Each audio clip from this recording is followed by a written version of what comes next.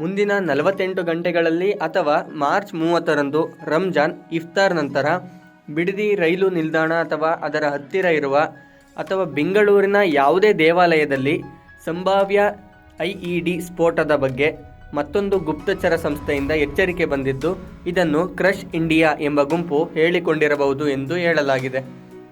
ಈ ಹಿನ್ನೆಲೆ ಮಾಹಿತಿ ದೊರೆತಿರುವುದರಿಂದ ಪೊಲೀಸರು ತಪಾಸಣೆ ಕೈಗೊಂಡಿದ್ದಾರೆ.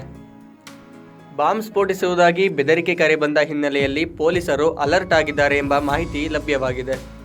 ರೈಲ್ವೆ ಇಲಾಖೆಯ ಬೆಂಗಳೂರಿನ ಕಚೇರಿಗೆ ಐಎಸ್ಡಿ ಕರೆ ಬಂದ ಹಿನ್ನೆಲೆಯಲ್ಲಿ ಪೊಲೀಸರು ಕಾರ್ಯಾಚರಣೆ ಆರಂಭಿಸಿದ್ದಾರೆ.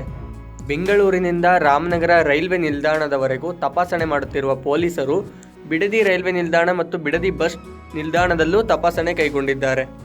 ಶ್ವಾನದಳ ಮತ್ತು ಬಾಂಬ್ ನಿಷ್ಕ್ರಿಯ ದಳದಿಂದ ಹಾಗೂ ರೈಲ್ವೆ ಮತ್ತು ಸ್ಥಳೀಯ ಪೊಲೀಸರೊಡಗೂಡಿ ತಪಾಸಣೆ ಕೈಗೊಂಡಿದ್ದು, ಮೇಲ್ನೋಟಕ್ಕೆ ಹುಸಿಕರೆ ಎಂಬ ಮಾಹಿತಿ ಲಭ್ಯವಾಗಿದೆ. ರೈಲ್ವೆ ಮತ್ತು ಸ್ಥಳೀಯ ಪೊಲೀಸರನ್ನು ನಿಯೋಜನೆ ಮಾಡಲಾಗಿದೆ ಎಂಬ ಮಾಹಿತಿ ದೊರೆತಿದೆ.